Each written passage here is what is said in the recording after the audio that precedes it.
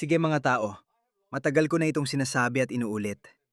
Siguro mas madali ko itong sabihin dahil sa brown privilege. Kayo managgiya ko. Palagi kong sinasabi na ito ay aking personal na opinyon na nakabase sa aking sariling karanasan. Hindi ko pa naranasan ng rasismo sa Australia. Kahit na maraming tao ang nagsasabi na napakarasista ng bansang Australia. Hindi ko pa talaga naranasan ng rasismo sa Australia. Isang maliit na biro o nakakatawang komento lang. Sa totoo lang, minsan lang nangyari sa cricket field. Nagkamayan at nagtawanan kami. Nakakatawang biruan lang yon. Pero sa trabaho o kahit saan pa, hindi pa talaga nangyari sa akin. At sinabi ko rin na ang mga puti ang pinaka-hindi racist na mga tao sa mundo. Sila ang pinaka-hindi racist na mga tao. Kahit pakinggan mo ang ethnonats, kahit na nailang sila at sinasabi lang na wala silang laban sa'yo, gusto lang nila mamuhay kasama ang kanilang mga tao. Hindi ako sa ngayon sa kanila sa politika. Pero ang mga puti ang pinaka-hindi racist. Sila ang unang nagtanggal ng rasismo sa lipunan nila at hinikayat ang iba. Sa totoo lang, hindi nila hinikayat ang iba. Kaya ngayon, ang mga puti ang pangunahing biktima ng rasismo. Bakit? Tingnan mo, ako mismo ang nakasaksi nito. Bago ko talakayin yon, tingnan mo muna ito. Sabi ko, ang mahirap na puti sa Britanya ay pasa ng milyon-milyong tao mula sa third world. Gusto mong tumaas ang produktibidad? Alisin ang mga umaasa lang sa benepisyo. Tingnan mo ito. Antas ng kawalan ng trabaho sa United Kingdom hanggang ika-4 na quarter ng 2025 ayon sa lahi. Pinakamaraming walang trabaho ang mga Bangladeshi na may 13.4% na tumatanggap ng universal credit. Sumunod ang mga Pakistani, iba pa, at mga itim. Nagulat talaga ako. Alam mo ba mas mababa pa ang unemployment ng mga itim, Aprikano, Caribbean o Black British kaysa sa mga Bangladeshi at Pakistani? Anong masasabi mo doon? At malaki talaga ang populasyon na yan. Tingnan mo, ang mga puti, sila ang may pinakamababang unemployment rate, 43%. Nagbabayad na sila ng buwis. Sila pa ang naluloko. Tingnan mo ito. Tila sinasadya talaga nila kaming asarin, kaming mga puting lalaki, na parang wala kaming lugar sa Australia. Tulad ng itim na lalaking laging nangaasar sa akin. Kaya sabi ko, buti na lang at may puting lalaki. Kung hindi nila natuklasan ng Australia, wala sana lahat ng ito. Salamat, puting lalaki. Sa tingin ko, dapat magpasalamat ang mundo sa puting lalaki. Sinasabi ko lang ito at tahasan kong sinasabi ito dahil gusto kong maging normal ulit yon. Kapag may sinabi ang puti tungkol sa pagiging puti, agad itong pinapalabas na malaking kasalanan at tinatawag siyang white supremacist. Pwede kang magkaroon ng black power, maging proud na itim ka. Brown power, proud na kayo manggi ka. Pwede kang maging proud sa lahat, pero hindi sa pagiging puti. Ito lang ang lahi na pinakamalaking naitulong sa mundo. Lahat na nakikita mo dahil yan sa lahing puti. May nag-post pa nga ng meme tungkol dito. Maganda ang lugar na to hanggang sa lumipat dito ang mga puting iyon, walang nagsabi niyan kailanman. Totoo talaga to. Palagi akong nakatira sa mga lugar na puro puti. Kapag napupuno ng hindi puti ang isang lugar, lumilipat ako. Sa totoo lang, hindi ko kinailangan lumipat dahil lagi naman akong nakatira sa mga lugar na puro puti. At ang Melbourne ay karamihang puti hanggang kamakailan lang, maliban sa mga kanlurang suburb. At ewan ko, hindi ako pumupunta doon. Hindi talaga ako pupunta doon. May iba pa kaming lugar gaya ng Springvale, Noble Park, Sandown Park na hindi puro puti ang tao. Makikita mo rin na mataas ang krimen doon. Hindi ko may papakita sa inyong video na ito dahil masyadong marahas. Nangyayari ito sa South Africa. Isa itong kasalukuyang miyembro ng parlamento sa South Africa. Sinasabi niya na papatayin nila ang mga anak ng mga puti. Papatayin nila ang kanilang mga babae. Papatayin namin ang kahit sino sa daraanan namin, pati si Maximata. Kaya dapat nang tumigil ang rasismo laban sa mga puti. Nakita ko ang first world at mga epekto nito. Naalala ko nung tumingin ako sa isang paaralan sa Ilford, London, at naawa ako sa isang batang puti. Iniisip ko kung anong nararamdaman niya sa sariling bansa. Isang batang puti sa sariling paaralan. Ngayon, pakinggan mo.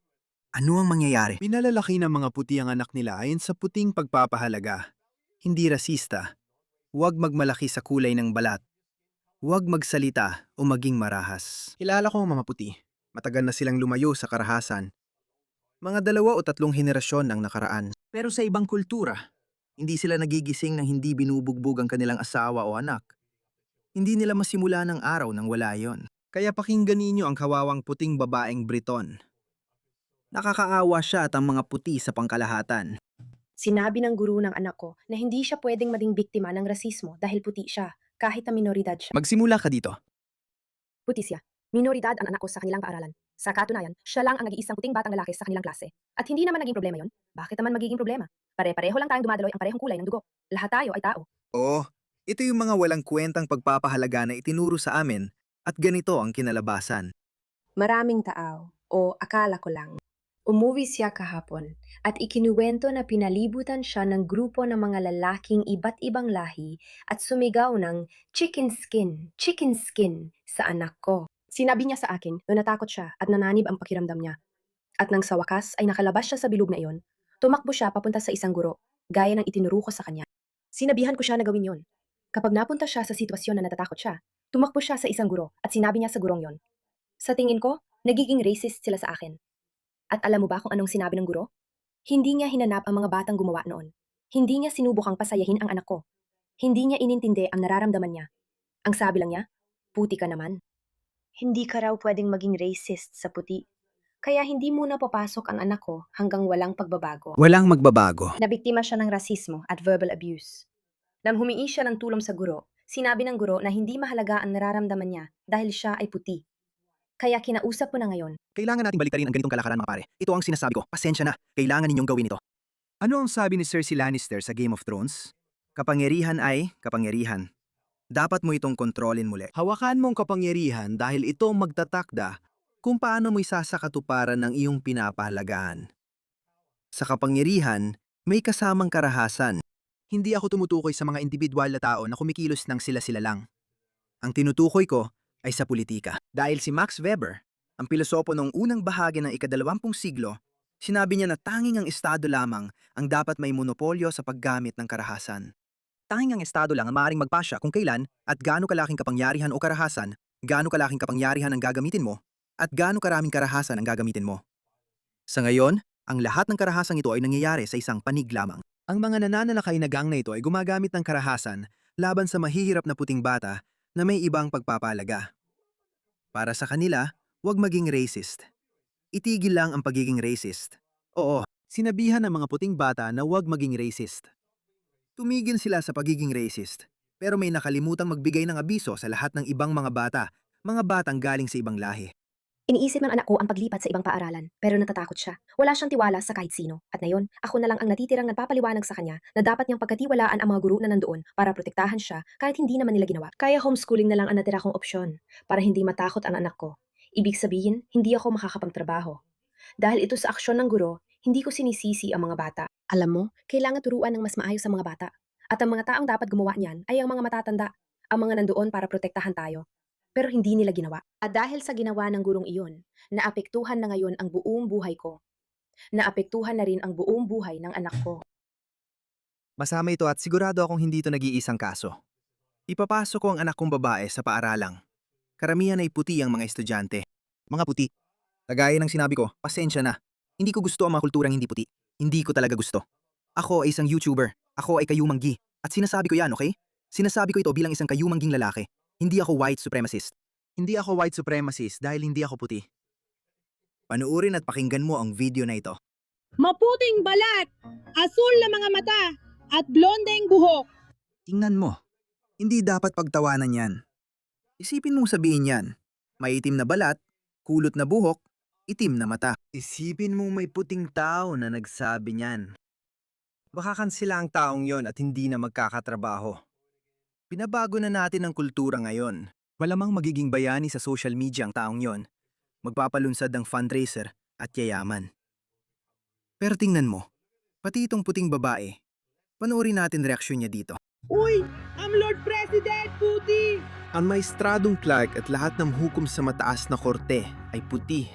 Itong lalaki ay isang Ganap na. maruming tao, ganap na maruming tao. Siya ang pinaka-racist na tao, puti. Sandali. Kami puti at ipinagmamalaki ito. Marami na kaming naitulong sa sibilisasyon. Tapos na ang mga araw ng puting konsensya. Lahat ng ako, lahat ng ipinaglaban at ikinamatay ng aking mga ninuno para protektahan ay nakasulat mismo sa lupang tinatapakan ko. Alam ko kung sino ako at saan ako nagmula. Araw-araw akong nagigising na labis na ipinagmamalaki bilang isang Ingles. Maniit tayong isla, pero marami nang nagawa. Sinakop natin ang mundo, nagtayo ng imperyo, at sawa na tayo. Hindi na tayo magpapadala. Pabawiin natin lahat. Tiyak. Isipin mo ang pinaka-advanced, ang pinaka-kaaya-ayang tingnan. Masasabi ko yan. Yung mga pinakamaganda, pinaka-advanced, pinakamayaman, at pinakamauunlad, sila rin ang pinakamasasamang tao. Ano ba to? Pasensya na. Aaminin ko. Hindi ko alam kung paano. Tignan mo si Nuria Khan natin. Sa tingin ko kung May ilan din sa atin na magaganda. Pero siya, kamangha-mangha talaga. Pakinggan natin siya kung anong sasabihin niya. tulad ng sabi mo, kung ang gitnang uri o tagapagtanggol ng liberal na halaga ay babasahin ang Quran bawat taludtod o kahit ang taludtod ng kababaihan na para sa mga babae, diyan mo palang makikita kung gaano ka-problematiko ang Islam para sa mga babae. At baka hindi na rin sila masyadong magsikap na ipagtanggol sila, lalo na kung ito ay nakakasama naman sa iba pang mga grupo sa lipunan. Kapag binibigyan natin ng espesyal na konsiderasyon at itinutulak ang mga batas para mas protektahan ang mga babaeng Muslim dahil mas mahina sila kaysa ibang minoryang kababaihan, nagiging problema ito kapag may kilusan mula sa mga bansang malakas ang Islam at teokrasya. Sinasabi ng mga babaeng yon na wala silang karapatan, lalo na sa edukasyon. Wala kaming karapatang magsalita o tumawa ng malakas. Ang tinutukoy ko ay ang Islamikong Republika ng Afghanistan na tuluyang nabura sa mga kababaihan sa lipunan. Ngayon, Nakakatawa talaga. Di ko sure kung babanggitin ni Nuri, pero tawa ako. Pagdating sa kanluran, ang mga babaeng yon ay nagiging tagapagtanggol ng adikain ng Muslim, Islam, Gaza, Israel, at nagsisimulang kamuhian ang mga puti at Amerika. Hindi mo talaga matatalo ang mga taong yan, kaya sumuko na ako. Hindi na ako pabor na iligtas, pa kahit ang iilang tunay na inuusig na tao mula sa Afghanistan, Iran, o Pakistan. Una sa lahat, maaring tunog malamig at walang pakialam, pero hindi natin alam. Bago pa mag 2015 taon-taon, tumatanggap ang kanluran ng 100, 200 tunay na inuusig na tao mula sa mga bansa tulad ng Pakistan at Afghanistan at iba pang mga bansang third world na bulok. At ang pagsusuri noon, talagang sinusuri nila ang bawat kaso. Pero tingnan mo ang sumunod. Nakahanap sila ng butas sa batas.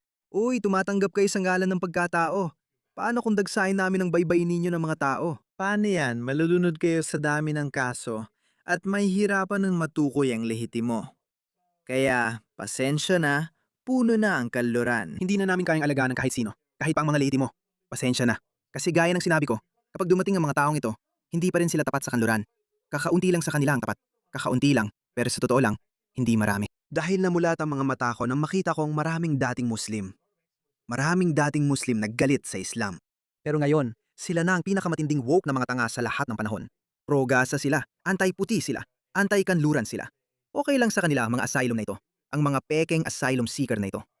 Sabi ko, anong problema nyo? Alam mo yon, yung third world na hindi mo matanggal sa puso mo. Pwede mong ilabas ang isang tao mula sa third world, pero hindi mo matanggal ang third world sa ilang tao. Dapat mong iwan ang dating pagkakakilanlan at katapatan sa kultura para makapunta sa kanluran.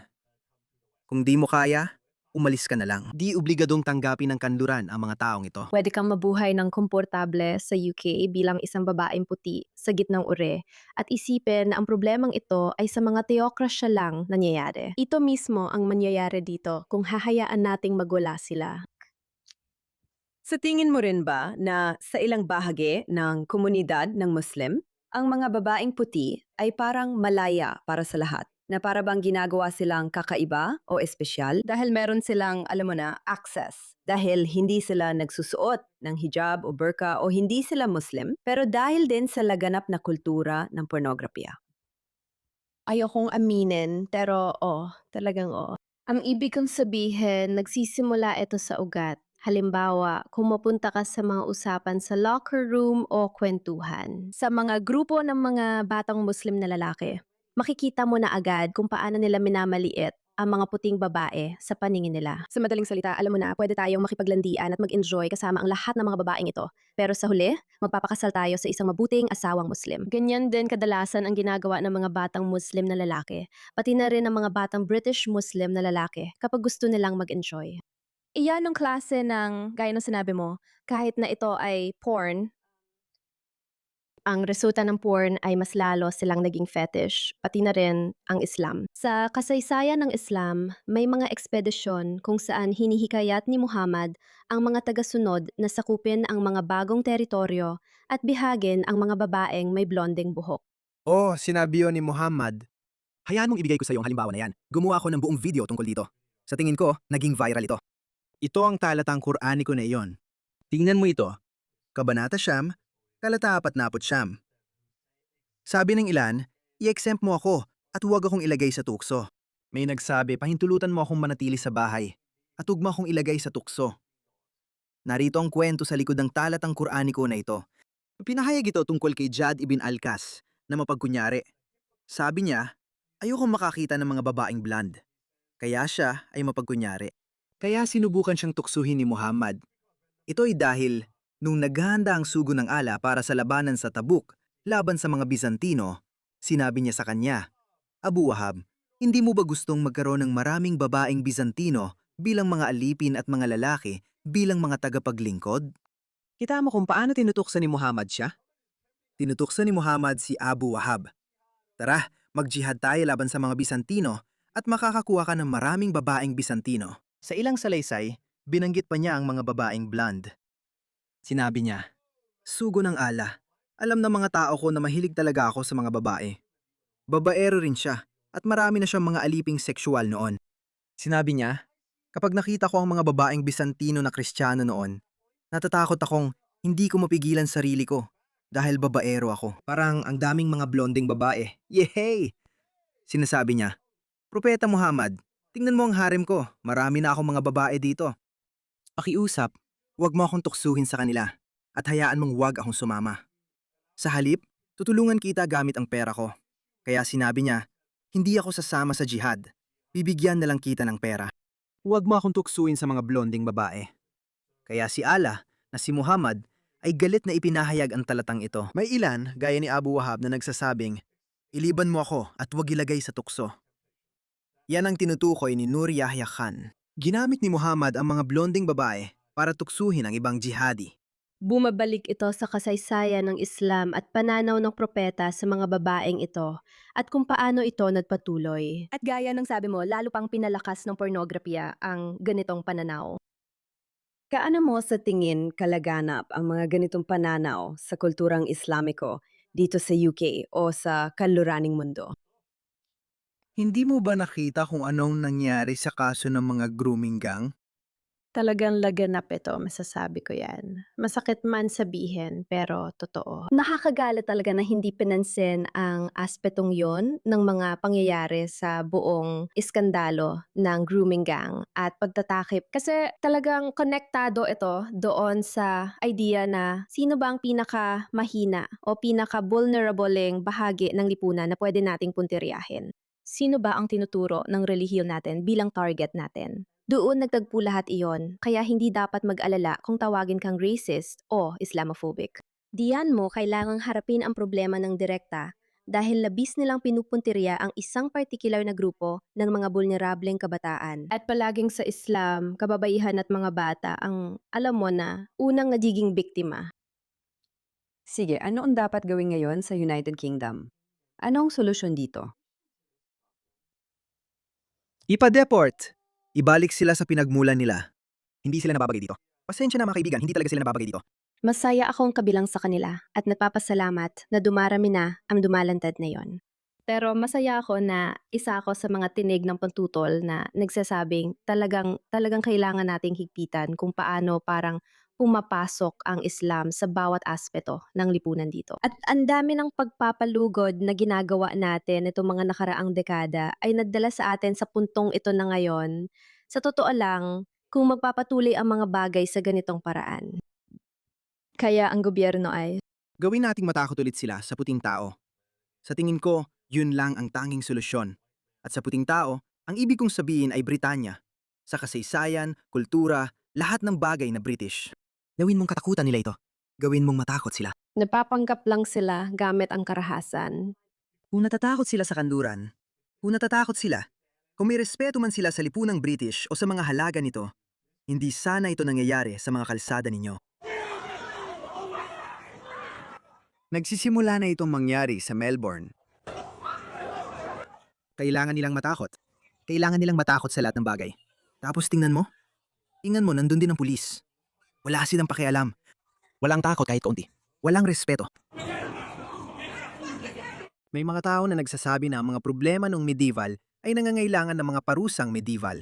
At ulit, tingnan mo, ang punto ng mga parusa ay kailangan mo lang magpatupad ng ilang parusa at ayos na. Yung iba, susunod agad. Kaya si Nuri ay masyado magalang para sabihin yun. Pero ako na ang magsasabi.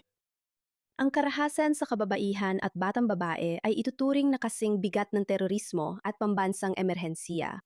Sang-ayon ako dyan, pero paano kung may mga organisasyon at grassroots, charity o NGO na tumanggap niyan? Ang Islam ay madalas itinuturong dahilan kung bakit may paniniwalang hindi dapat mag-assimilate o mag-integrate o hindi napoprotektahan ang mga kababaihan at batang babae. Dapat nating harapin ito at hindi lang magsalita. Kailangan nating suriin ang mga sermon sa mosque, pati na rin ang mga Arabic na sermon. At ilan sa mga ito, bakit ang mga mosque sa sentro ng London ay may mga sermon sa Arabic? Nakakatawa yon. Kaya gaya ng France, Italy at iba pang bansa, napansin nilang lahat dapat nasa Ingles. Alam ng lahat ang uri ng mensaheng inilalabas nila, lalo na sa ikalawa at ikatlong henerasyon ng British na imigrante. Mga anak ng imigrante na inaasahan nating mas naging British na. Pero sa halip, may pag-urong tayong nakikita. Nagiging mahirap pag-usapan o tapusin ang Vogue dito dahil may mga Muslim at parang inilalabas mo ang mga kabataang Muslim na lalaki na may katulad na pag-iisip na sa mga bansang Islamiko. Sinusubukan mong protektahan ang mga babae at batang babae sa parehong issue. Kaya, marami pang kailangang gawin laban sa mga terminong tulad ng Islamophobia kung gusto mo ito. Isa lang ang solusyon dito mga kaibigan. Dapat katakutan nila ang pagpapahalagang British, ang matandang leon ng Britanya. Hinihintay kong magising at umatungal ang leong British. Gusto natin yan at mangyayari yan. Nandiyan ako para palakpakan ka.